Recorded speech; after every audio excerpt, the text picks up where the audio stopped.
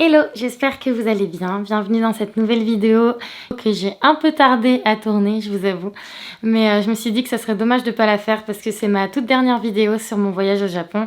Je vais vous parler des Alpes japonaises. On y a passé quelques jours et c'était trop cool. Donc voilà, c'est parti!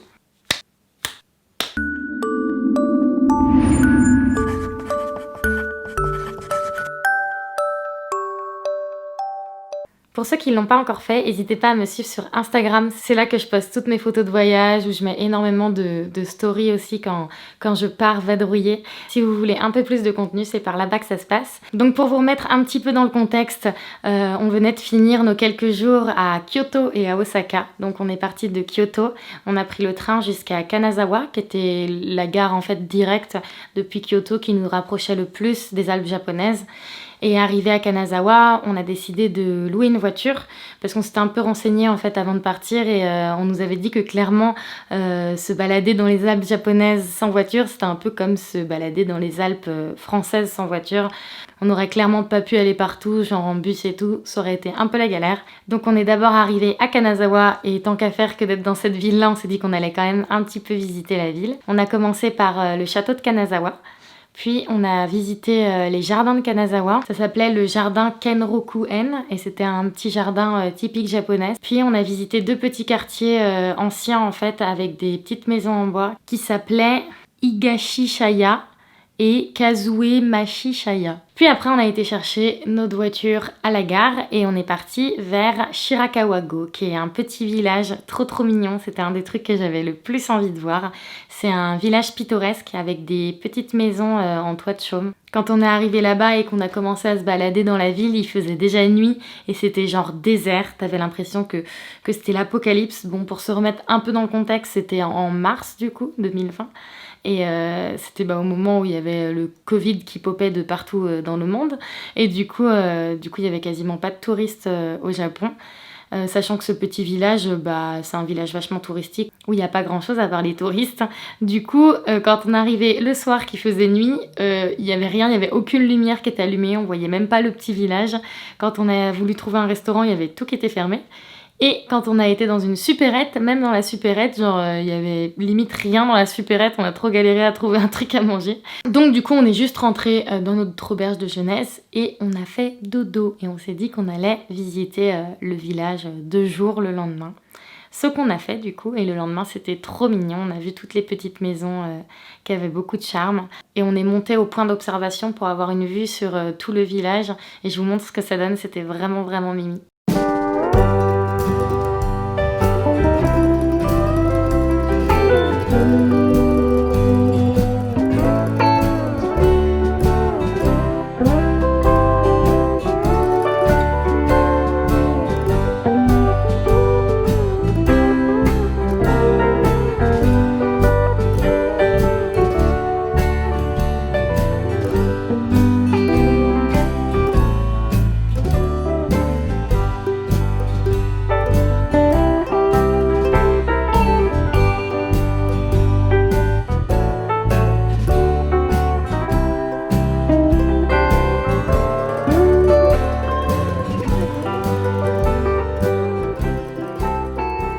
Ensuite, on est parti en voiture du coup à Takayama, qui est une autre ville des Alpes japonaises.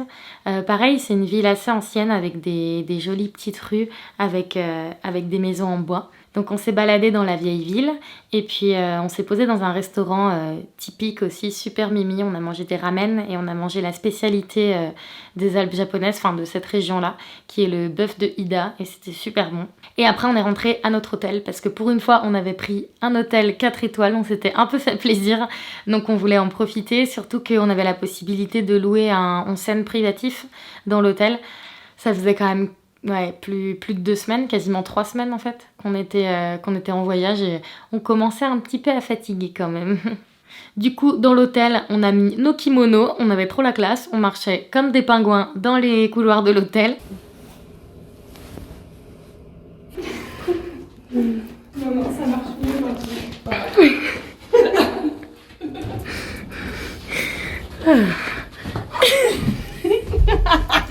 Qu'est-ce que t'as là, Nour? Nos affaires. On s'est posé dans une pièce où il y avait des petites machines de massage, genre des massages de pieds, des fauteuils et tout. Du coup, on s'est un peu fait plaisir en se faisant des massages le soir.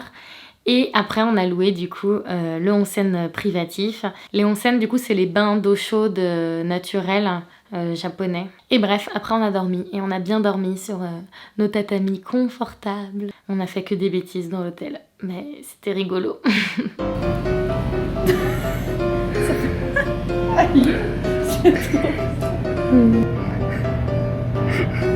What's up?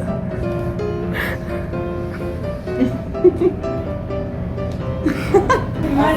Celui qui se plaint lui fait mal. Hein. Tu dois faire celui-là. On est bien là. Ça va la vie de riche? Ouais, mais moi je kiffe être riche. Hein. Je pense que je vais faire ça. J'adore les chaussettes.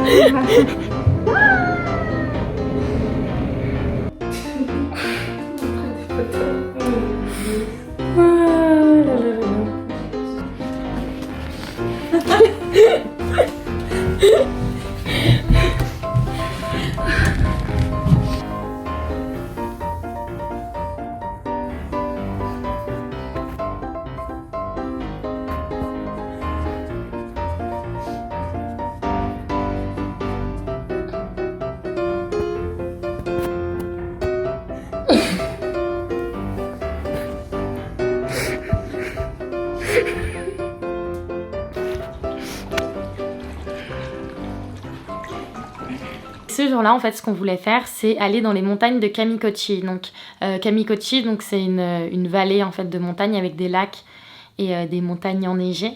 Et ça avait l'air super joli, genre en photo, ça me faisait vraiment penser un peu à des paysages canadiens. Sauf que le souci, c'est que c'était fermé aux touristes en fait l'hiver. Normalement, il y a des navettes qui y vont et tout ça, c'est organisé pour les touristes. Sauf qu'en hiver, c'est plutôt déconseillé. On avait regardé des articles comme quoi c'était dangereux et tout, et on était là, bon, on y va pas. Et en même temps, on avait grave envie d'y aller. Et en gros, le seul moyen d'y aller, c'était de passer par le tunnel des voitures en fait, qui était d'ailleurs bouché, les voitures pouvaient pas y passer. Donc, fallait y aller à pied, et il y avait 2 grands tunnels à traverser. Totalement dans le noir. Et du coup, j'avoue que j'avais un peu peur. Déjà, des tunnels dans le noir, moi j'avais peur qu'il y ait des fantômes. Déjà, premièrement. Après, ma soeur elle a commencé à dire, mais imaginez, on va dans le tunnel et là, il y a un ours. Et là, on a commencé à avoir peur des ours, quoi. On s'est dit qu'on allait se faire attaquer par des ours, soit dans le tunnel, soit arriver dans la montagne. Et bref, on a commencé à paniquer. On s'est dit, bon, allez, vas-y, on tente, on y va. Et puis, on verra bien si on le sent pas, on arrête et puis on rentre, quoi. Mais on s'est dit qu'on allait le tenter. Donc déjà, il faut savoir qu'arrivé devant le tunnel, il y a des feuilles avec des crayons et une boîte aux lettres. Et tu dois remplir un formulaire disant, genre, si t'as pris de la nourriture pour survivre, combien de litres d'eau, si t'as des affaires chaudes avec toi, si... Enfin bref, que des trucs comme ça. Et genre, tu dois donner tes coordonnées et tout. Et c'était un peu flippant, genre, du coup, tu laisses ton papier dans la boîte aux lettres. Et voilà, comme ça, si tu disparais, ils peuvent retrouver ton corps, quoi. En vrai, ça nous a fait un peu peur. Mais bref, on est parti dans notre tunnel. C'est fermé l'hiver, parce que c'est dangereux. Vous n'êtes pas censé y aller. On peut y avoir des avalanches et on peut mourir. Voilà, il fait 12 degrés, donc je pense qu'il y a moyen qu'on ne meure pas. Ouais, voilà. Donc on a un peu peur de faire le tunnel quand même pendant 20 minutes dans le noir, mais Ça va aller. What is happening here?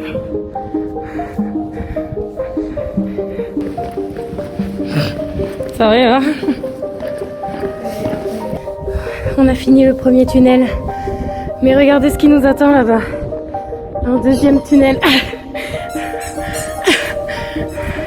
Ça c'est pour éloigner les ours.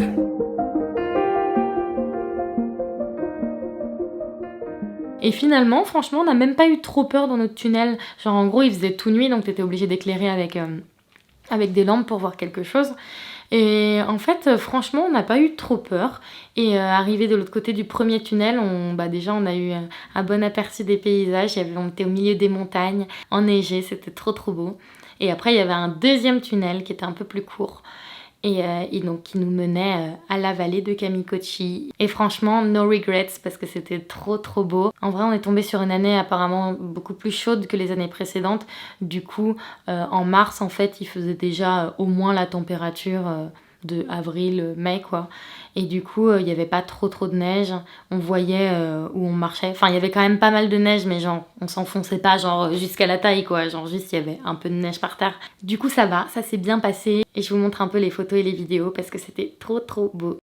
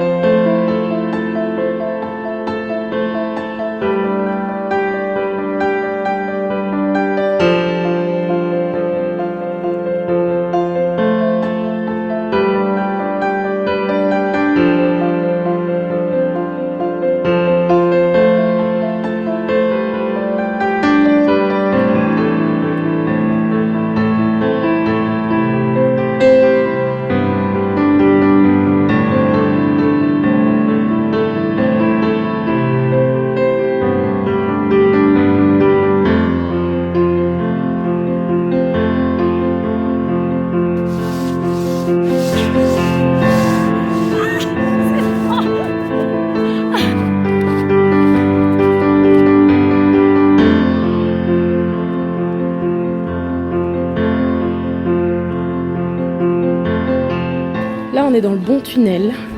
Le tunnel éclairé, le tunnel qui fait pas peur. Bientôt, on va aller dans le grand tunnel. Mais on a déjà survécu à l'allée, donc je pense que ça va aller. Voilà. Puis le soir, on a repris un hôtel avec onsen et c'était cool. Le onsen, il était trop joli, il faisait plus naturel cette fois-là. Je vous montre un peu comment il était.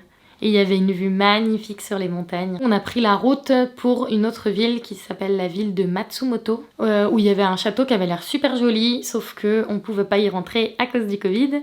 Du coup, on l'a juste vu de dehors, mais il était beau quand même. Et on a croisé un samouraï, un mec habillé en samouraï devant le château. Et genre, il était trop beau. Moi, je suis trop tombée amoureuse du samouraï. Et après, on a roulé jusqu'à Nagano, une autre ville des Alpes japonaises. Ville dans laquelle on s'est arrêté pour dormir. Le lendemain, on s'est levé tôt pour pouvoir aller au Monkey Park, au Snow Monkey Park. Le Snow Monkey Park, c'est un parc super connu, peut-être que vous avez déjà vu des photos d'ailleurs. C'est du coup un parc où il y a des singes qui se baignent dans des onsen. Après, genre les singes, ce qu'ils faisaient, c'est qu'ils sautaient dans les onsen, ils se poussaient dans les onsen, enfin bref, ils faisaient trop n'importe quoi. Je vais vous montrer un peu des vidéos, franchement c'était trop mimi.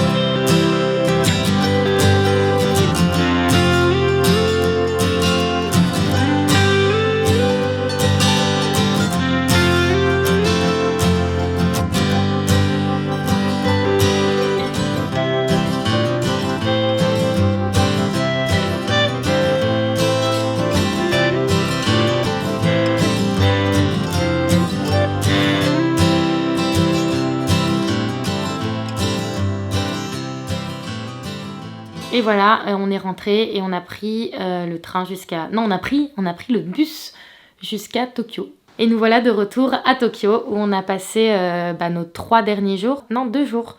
Et vous pouvez voir le résumé un petit peu de ces jours à Tokyo dans mon autre vidéo que je vais vous mettre ici ou ici. Je sais jamais où c'est, dans le petit i. Donc voilà, j'espère que cette dernière vidéo vous a plu. Je vous mets le lien des autres vidéos sur notre voyage au Japon dans la description. Donc voilà, c'était un peu le voyage de ma vie et je suis trop contente d'avoir vécu ça. Et j'espère que ça vous a plu aussi de pouvoir suivre un petit peu nos petites aventures. En tout cas, j'espère que vous allez tous bien. Je vous fais des gros bisous, plein de câlins et je vous dis à bientôt. Je t'invite à t'abonner à ma chaîne si ce n'est pas déjà fait. Et à cliquer sur la petite cloche pour être au courant de mes nouvelles vidéos. À bientôt!